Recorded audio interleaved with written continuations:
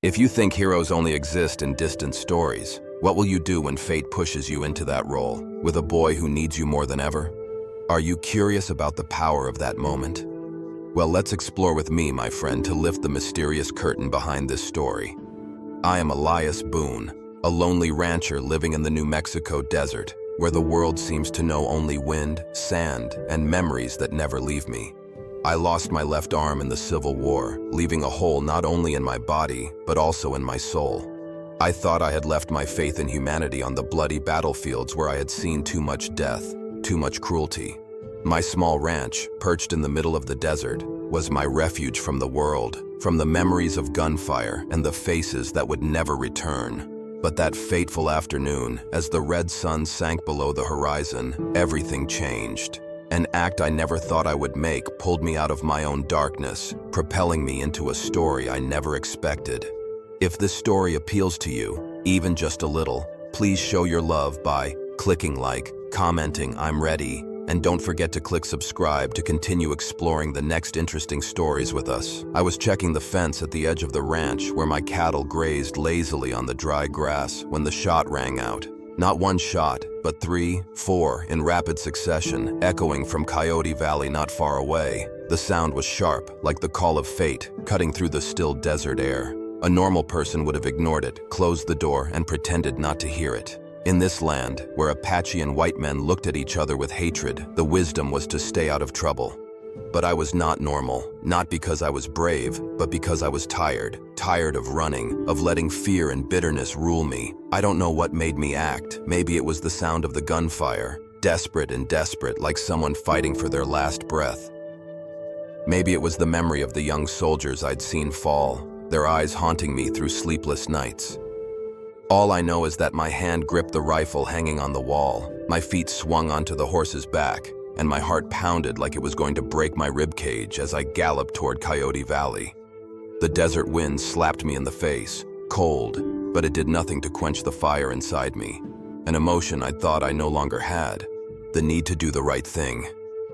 When I reached the valley, the sun was almost gone, leaving a faint light on the dry ground. And then I saw him, a young Apache warrior lying face down in the sand, blood staining his deerskin coat.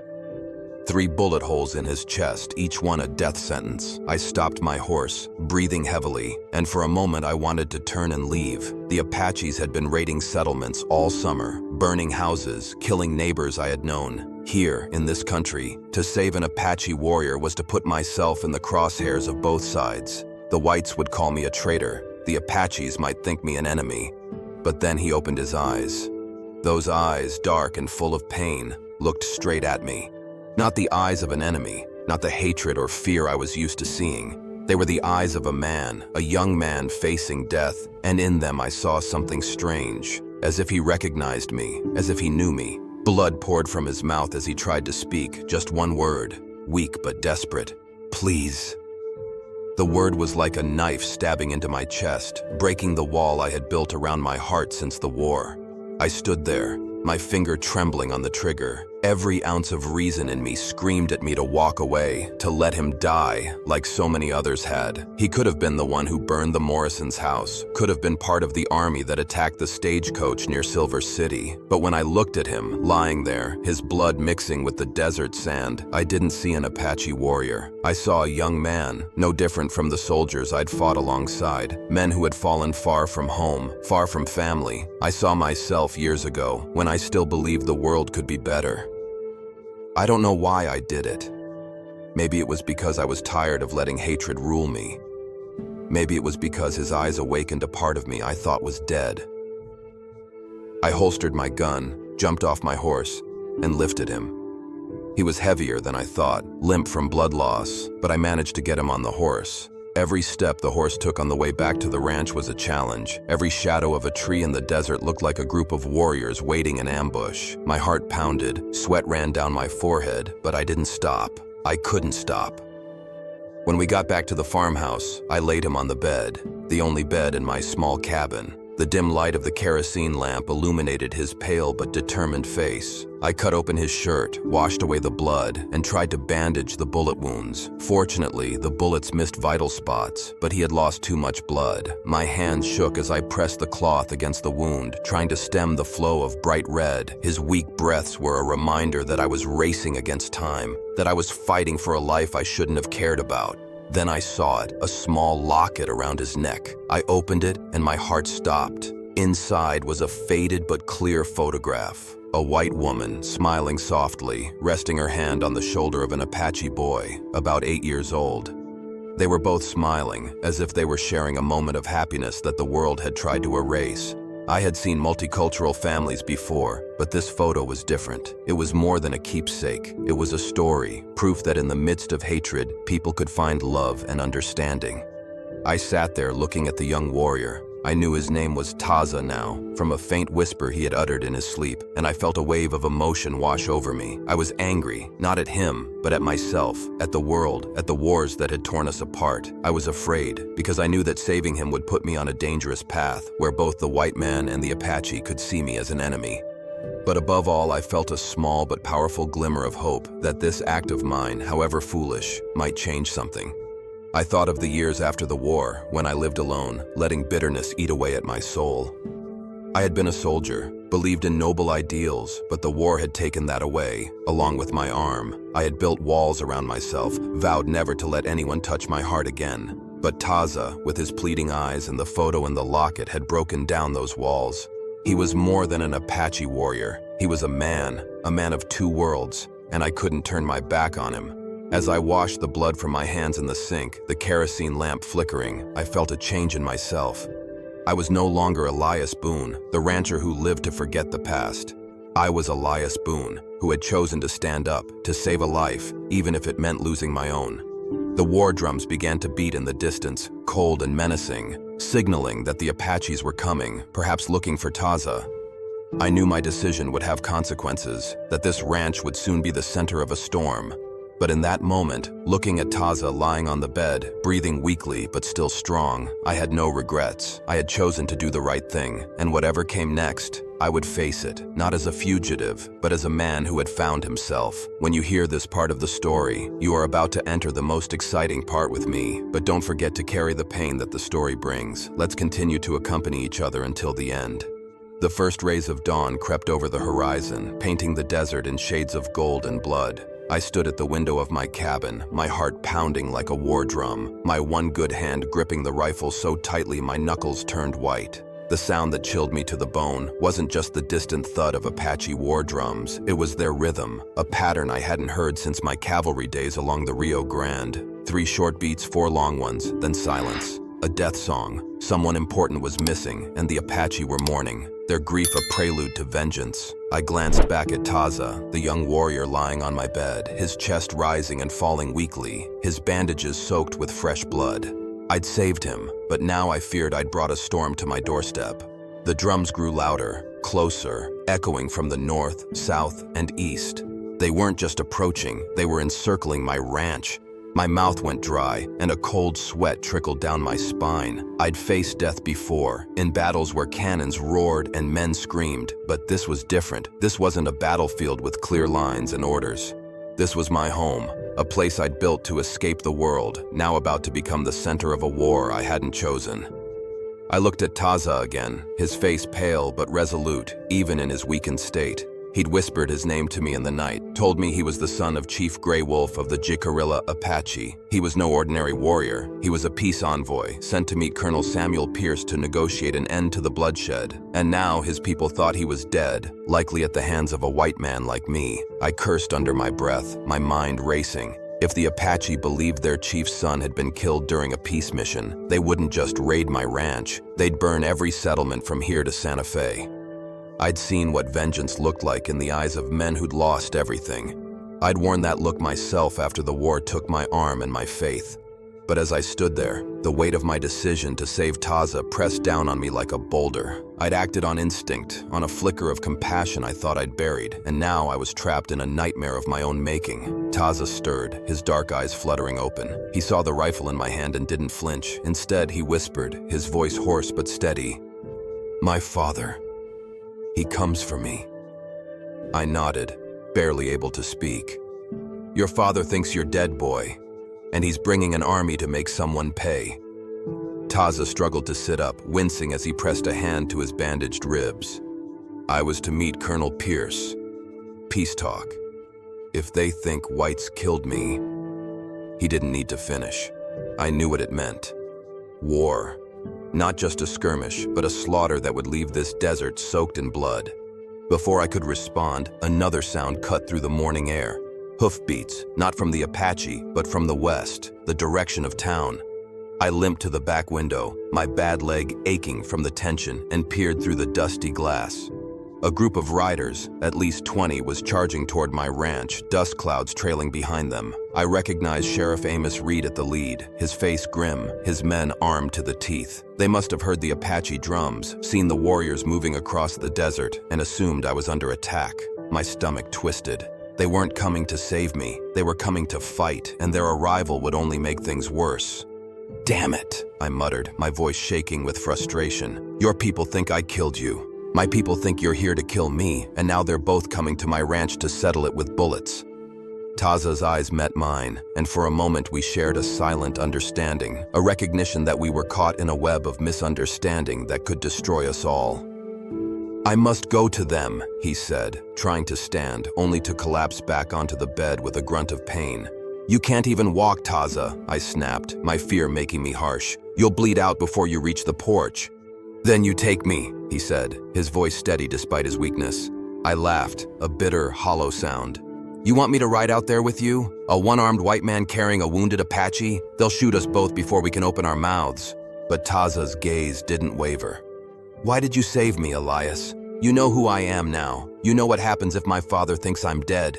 His question hit me like a punch to the gut. I didn't have a good answer, not one I could put into words. All I knew was that when I saw him lying in the dirt, I couldn't walk away. Not again. I turned back to the window, my heart racing as I saw the Apache war party, maybe 50 strong, forming a curved line across the desert, 300 yards from my ranch. Through my field glasses, I could see Chief Grey Wolf himself, a towering figure on a painted horse, his face streaked with black and red war paint. He was scanning my ranch, his eyes burning with a father's desperation. Behind me, the hoofbeats of Sheriff Reed's posse grew louder, closing in fast. In 10 minutes, maybe less, these two groups would be within shooting range, with my cabin caught in the crossfire. And then, as if things couldn't get worse, a single gunshot cracked across the desert. Not from my ranch, not from the Apache, not from the posse, but from a rocky outcrop halfway between the two groups. I swung my glasses toward the rocks and saw a flash of blue fabric, cavalry blue. My blood ran cold. Son of a... I whispered, the pieces falling into place. Colonel Pierce must have sent a patrol to escort Taza to the peace talks, but when they heard the drums and saw the posse, they must have thought the Apache were attacking. Another shot rang out, this time clearly from the cavalry position, and I saw muzzle flashes as the hidden soldiers fired on both the Apache and the posse. They're shooting at everyone, I said, my voice hollow with disbelief. The cavalry thought they were stopping an Apache raid. The Apache thought the whites had betrayed the peace talks, and Reed's men thought they were defending my ranch from an attack. It was madness, a three-way slaughter born of fear and misunderstanding. Taza grabbed my arm, his grip surprisingly strong. You have to stop this, Elias. Before my father... His words were drowned out by a sudden eruption of gunfire as all three groups opened fire. Bullets whizzed through the air, horses screamed, and men shouted orders that no one could hear over the chaos. I watched in horror as one of Reed's deputies, a young kid named Billy, fell from his horse, an Apache arrow in his shoulder. On the other side, a young Apache warrior tumbled from his mount, struck by a cavalry bullet meant for someone else. My chest tightened, my breath coming in short, ragged gasps.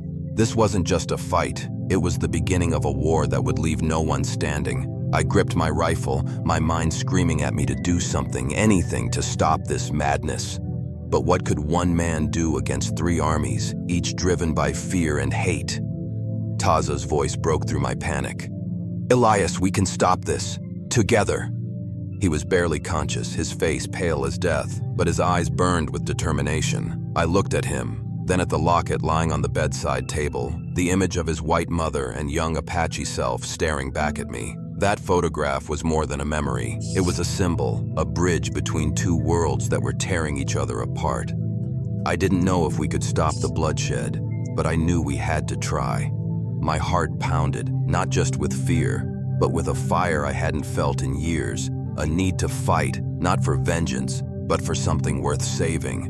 The gunfire was deafening, a cacophony of death that drowned out the war drums and the shouts of men. My cabin shook as bullets tore through the air, some splintering the wooden walls. I stood frozen, my one good hand clutching the rifle, my eyes darting between Taza, barely conscious on my bed, and the chaos unfolding outside. The Apache war party, led by Chief Gray Wolf, was charging toward the cavalry's position in the rocks. Sheriff Reed's posse was scrambling for cover behind my barn, returning fire with reckless abandon, and the cavalry patrol, hidden among the boulders, was shooting at anything that moved, thinking they were saving the day. It was a nightmare, a slaughter born of misunderstanding, and I was at the heart of it. Taza's weak voice broke through the chaos. "Elias, we must show them. I'm alive." He struggled to sit up, his hand fumbling for the locket around his neck. The photograph inside, a white woman and a young Apache boy, was our only hope, a symbol that might make his father pause, might make Colonel Pierce see reason. But how could we show it to them? We were trapped in a cabin surrounded by 3 armies, each ready to kill the other. I looked out the window, my heart pounding so hard I thought it might burst. There had to be a way to stop this before it became a massacre that no one would survive. My eyes fell on the hillock just beyond my barn, a rocky outcrop rising 30 feet above the desert floor. It wasn't much, but it was high enough to be seen by everyone, Apache, posse, and cavalry. If we could get up there, if Taza could hold up that locket, maybe, just maybe, they'd stop shooting long enough to listen. It was a crazy idea, suicidal even. The hillock offered no cover, and climbing it would put us in the crosshairs of every gun on the battlefield. But as I watched another man fall, his screams swallowed by the gunfire, I knew we had no choice. Staying in the cabin meant watching good men die for nothing. "Taza," I said, my voice trembling with fear and resolve, "can you climb?" He looked at me, his eyes glassy from blood loss, but he nodded. "Have to," he whispered, clutching the locket. I grabbed him around the waist, half carrying him toward the door. "You hold that picture high, and I'll make sure you don't fall." My bad legs screamed in protest as I moved, but the pain was nothing compared to the terror in my gut. We were about to step into a storm of bullets, and I wasn't sure we'd make it 10 steps. As we stumbled out of the cabin, a rifle shot cracked from the rocks, the bullet whistling past my ear so close I felt its heat. I flinched but kept moving, dragging Taza toward the hillock. "They're shooting at us," he gasped, blood seeping through his bandages, leaving a trail in the dust. "Let them," I growled, my voice raw with defiance. "Maybe it'll get their attention." More shots followed, kicking up dirt around our feet, but something strange happened. The gunfire began to slow, then stopped. The sheer absurdity of a one-armed white rancher and a wounded Apache warrior stumbling across a battlefield together made everyone pause. Apache warriors lowered their bows, Sheriff Reed's men hesitated behind their cover, and even the cavalry held their fire, confused by what they saw. We reached the base of the hillock, my chest heaving, my arm burning from Taza's weight. The climb looked impossible, 30 feet of jagged rock, no cover, and Taza barely able to stand, but his eyes burned with a fire that matched my own. "I can do it," he said, his voice weak but resolute. I nodded, slinging my rifle over my shoulder and helping him onto the first foothold. Each step was agony for him, his blood dripping onto the rocks, staining my hand as I steadied him from below. My bad leg throbbed, but I pushed through the pain, driven by a desperate need to stop this madness. Halfway up, Taza's strength gave out. His hand slipped, and he started to fall, but I caught him, pressing him against the rock with my body. "I've got you, son," I whispered, my voice breaking. "Just a little further." "Why?" he gasped, his voice barely audible. "Why risk everything? For me?" I didn't have an answer, not really. All I knew was that his mother's photograph, that image of love between two worlds, had woken something in me. "Because you're not my enemy," I said, my voice thick with emotion. "Because I'm done letting hate win." We climbed on, Taza's blood warm against my skin, my heart pounding with a mix of fear and hope. The battlefield below was a blur of dust and smoke, but I could feel every eye on us. Apache, posse, cavalry, all watching, waiting. We reached the top, a flat ledge barely wide enough for us both. The sun was higher now, casting our shadows long across the desert. Taza, swaying on his feet, raised the locket high, the photograph catching the light. His voice, weak but clear, rang out in Apache, then English. "Father, I live. I am safe." The effect was immediate. Chief Grey Wolf, astride his painted horse, lowered his bow, his war-painted face twisting with shock and relief. He urged his horse forward, close enough to see the locket, to see his son. A cry tore from his throat, raw and anguished, a father's heart laid bare. But not everyone was convinced. Through my field glasses, I saw Colonel Pierce riding closer, his face hard with suspicion. He thought this was a trick, that I was using Taza as a shield. "Colonel Pierce!" I shouted, my voice carrying over the desert. "This is Chief Grey Wolf's son. He was shot by bandits on his way to your peace talks. I saved him." Pierce reined in his horse, his eyes narrowing. "Boone? Elias Boone, 2nd Cavalry, Discharge 66? I nodded, surprised he knew me. "Yes, sir, I'm telling you, this boy's no raider. He's your envoy." The colonel's posture softened, but before he could respond, Sheriff Reed burst from my barn, rifle raised, shouting, "Don't move, you Apache devil! This is a trap!" His voice was pure venom, years of hate spilling out. The fragile moment shattered. Apache warriors raised their weapons, Pierce's men tensed, and I felt the world slipping back into chaos.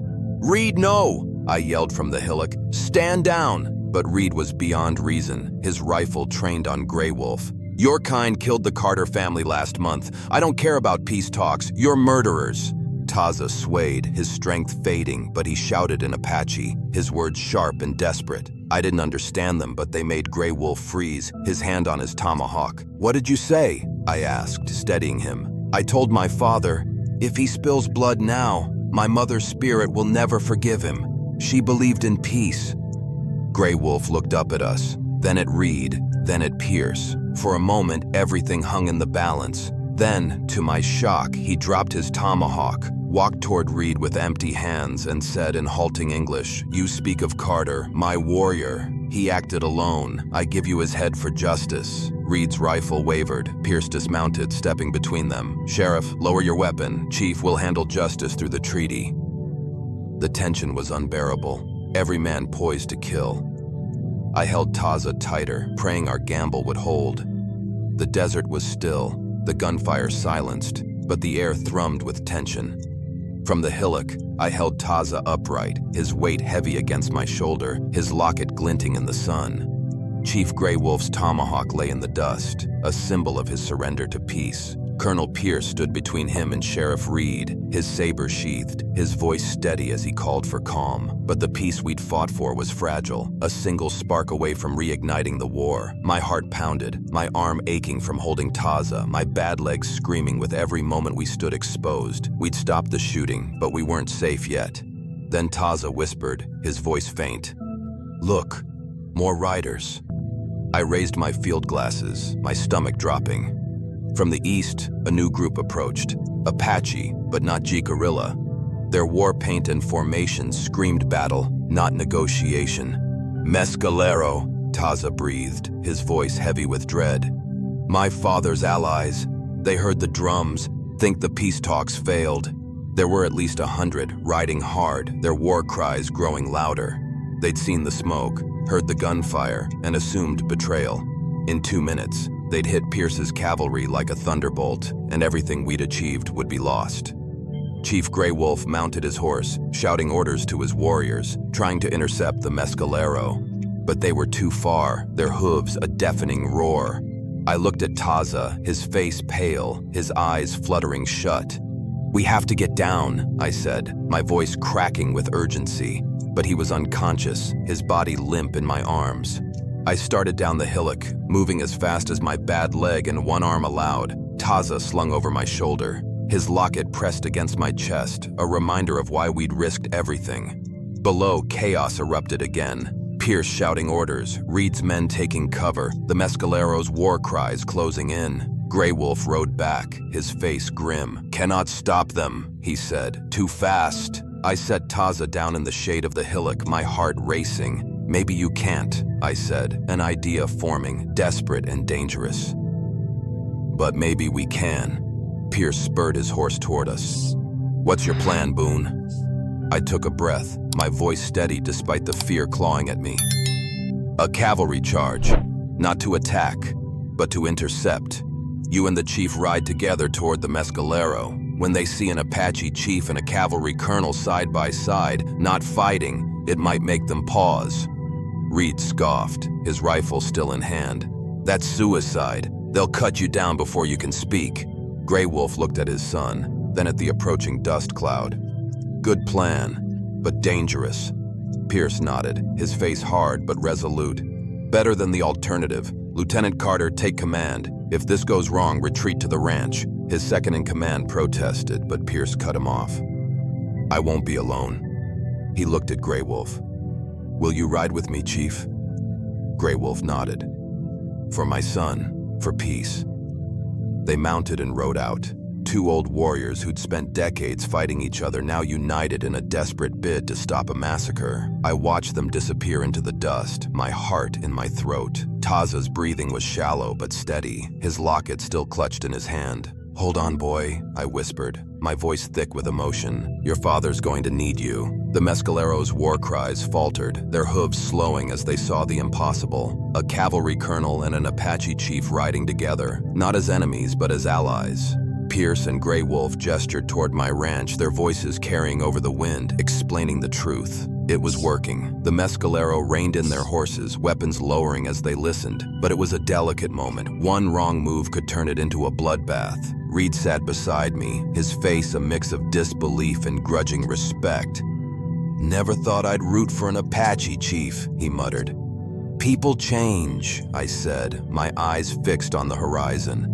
"Sometimes it just takes the right moment." After what felt like an eternity, the riders returned, Pierce and Grey Wolf at the front, followed by the Mescalero leader and his lieutenants. Their formation was loose, not an attack, but an escort. Grey Wolf dismounted and knelt beside Taza, his eyes wet with relief. "It is done, my son," he said in English for all to hear. "Peace is made. Your mother would be proud." Pierce approached me, his voice heavy with respect.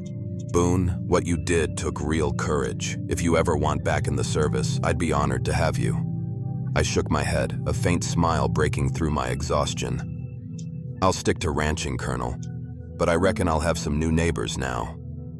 The sun hung high over the desert, its heat pressing down on my ranch as the dust settled from the morning's chaos. Taza lay in my bed, his breathing steadier now, though his face was still pale from blood loss. The locket, with its photograph of his mother and younger self, rested on the bedside table, a silent testament to the miracle we'd pulled off. Chief Grey Wolf, Colonel Pierce, and the Mescalero leader stood together near my barn, their voices low but steady as they hammered out the terms of a preliminary treaty. Sheriff Reed's men, once ready to fight to the death, now helped tend the wounded, Apache and white alike, while the cavalry patrol, freed from their rocky trap, joined in. My ranch, once a place of solitude, had become a meeting ground for peace, and I could hardly believe I was standing in the middle of it. I leaned against the porch, my bad leg aching, my one good hand trembling from the weight of what we'd done. Hours ago, I'd been a bitter rancher, hiding from the world, convinced that trust and hope were relics of a life I'd lost. Now, I'd stood on a hillock with a wounded Apache warrior risking everything to stop a war. The memory of Taza's voice, weak but clear, shouting to his father across the desert, echoed in my mind. The image of Grey Wolf dropping his tomahawk, of Pierce sheathing his saber, played over and over. I'd seen men choose peace over hate, and it had changed me as much as it had changed them. Over the next hour, the three groups worked together. Apache medicine men treated Reed's wounded deputy, binding his arrow wound with herbs and skill I'd never seen. Taza was made comfortable, his bandages changed, his strength slowly returning. I watched Grey Wolf kneel beside his son, his war paint streaked with tears, and I felt my own eyes burn. The locket, now framed and hung in my cabin, was more than a photograph. It was a symbol of what we'd fought for, a reminder that love could bridge even the deepest divides. 3 months later, my ranch was unrecognizable. Where once only the wind and my cattle broke the silence, now Apache and white families came to trade, their voices mingling in a cautious but growing trust. Taza, fully recovered, served as translator, his locket always close, a talisman of his mother's dream. I'd framed the photograph, hanging it above my fireplace, and every time I looked at it, I felt a warmth I hadn't known since before the war. The desert, once a place of death, now echoed with the laughter of Apache children by the creek, their voices carried on the evening breeze. I sat on my porch one quiet evening, the stars bright above, and thought back to that day. I'd been a man broken by war, hiding from the world, but saving Taza had saved me too. It wasn't just about stopping a battle, it was about proving that compassion could outshine hate, that one act of courage could change everything. Grey Wolf had declared my ranch under Apache protection, a bond forged in blood and trust. Pierce's treaty held, and even Reed, once blinded by hate, now respected the boundaries we'd set. The locket's image, of a white woman and an Apache boy, reminded me daily that love could exist between peoples, that courage wasn't always about fighting but about choosing to heal. I'd found purpose again, not as a soldier, but as a man who dared to believe in something better. My ranch was no longer a refuge from the world, it was a bridge to a new one, where peace was possible, and I'd helped build it. So we have come to the end of the story together. If you find it interesting, please leave a like, share, don't forget to subscribe to receive notifications about the next story. See you in the next story. Thank you.